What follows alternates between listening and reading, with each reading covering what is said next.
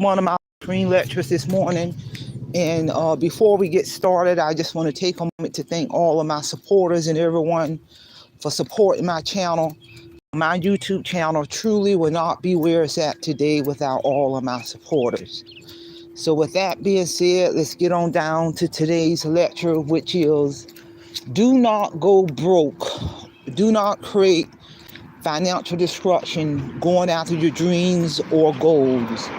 You know, I talk to a lot of people and I see a lot of people doing this in terms of creating financial destruction, going dead broke and losing everything just because they get so obsessed in terms of going after that goal or dream. Rather it's to take a trip or travel abroad, to go see the pyramids, or go to Italy or Rome, or to start a business, whatever that business may be.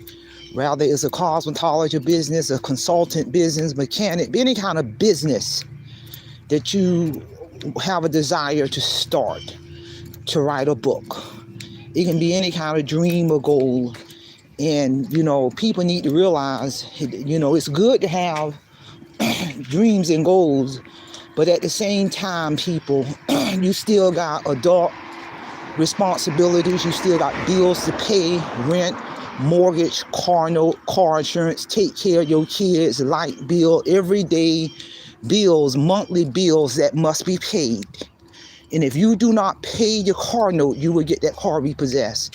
If you do not pay your rent or mortgage, you will be evicted or you will lose that home. You know, and then if you got kids that has to be taken care of, them kids got to be taken care of. If they're in school, it's money you got to dish out to send that child to school, supplies, gas for your car, real life people. This is real life. And, you know, and so if you're going after a goal or a dream, you're going to have the mindset that you're going to have to self-finance that goal or dream. Meaning you're going to have to get another stream of income to get money to write that book or to travel abroad or to get that business off the ground. But at the same time, you're still keeping your full-time job so you can keep a roof over your head and take care of yourself and your kids. Real talk. I see a lot of people, you know, just like I had my book published well over 2 years ago. My book went through 2 world-renowned publishing companies, and I can still remember at the time when I was writing my manuscript to my book. I was still working for state government. I retired September 2023, but I had to pay that publishing company a truckload of money, people, to publish my book. You don't get a book published by a world-renowned publishing company for free. No, you got to pay that company.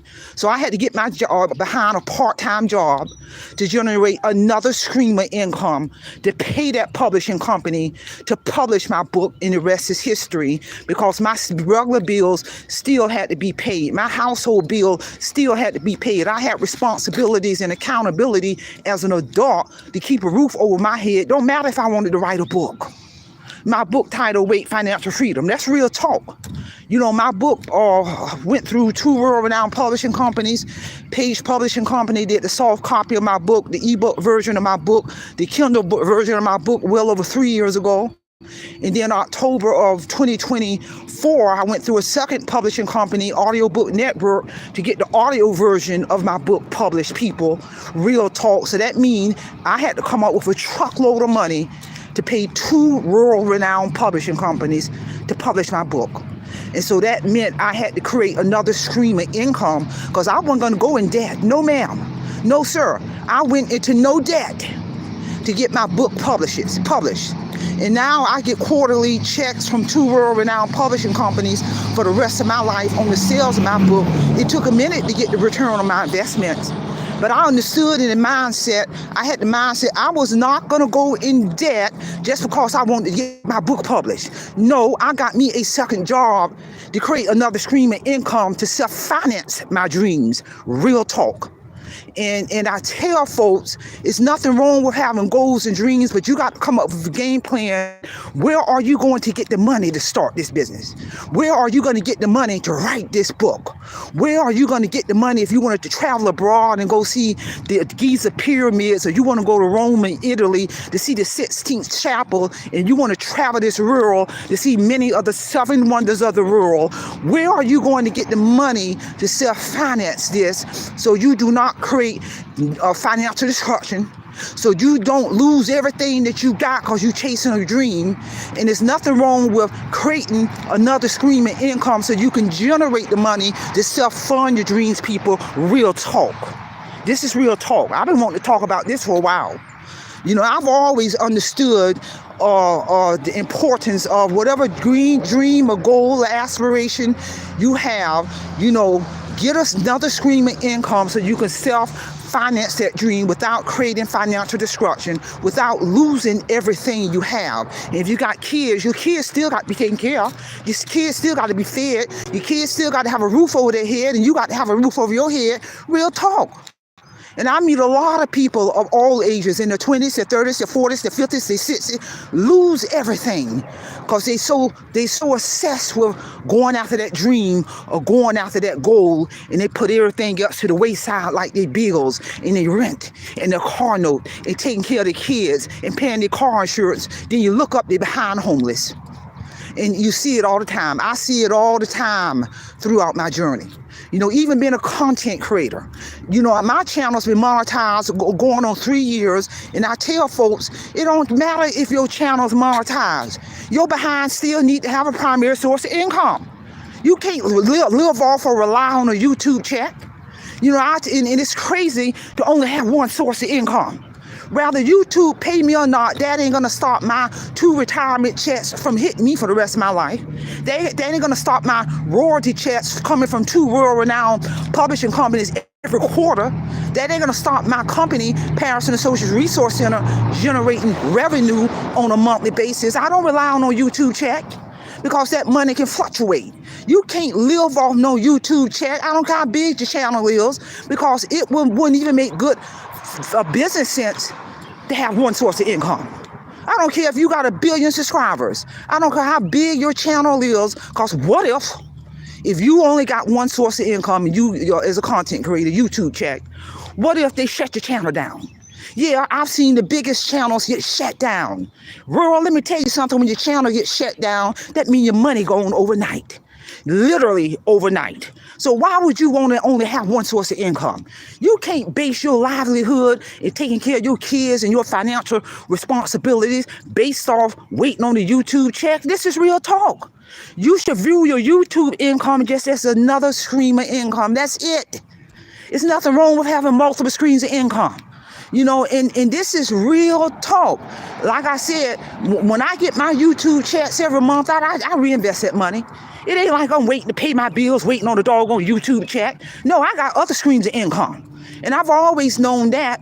So I tell folks, even if you are going after a dream to monetize your YouTube channel, to become a paid content creator, that don't mean you quit your real job, people. That don't mean you quit your primary source of income where you're getting your benefits in your retirement, in your 401, in your medical, in your dental, your primary. No, you keep your job. Because if you got minor kids, your minor kids going to be under your insurance through your job. Try paying for health insurance on your own as a self-employed person. Because as a content creator, we're considered 1099 independent contractors. So try going out and get your own insurance on your own without being attached to a company. Real talk, people. So even if you want to become a content creator, consider that money, you're trying to get monetized, just as another stream of income. It should not be your primary. If you have a goal, a dream, or aspirations to become a content creator and get your channel monetized and get a check every month, that's fine and dandy. That's all good. But don't let that be your primary source of income.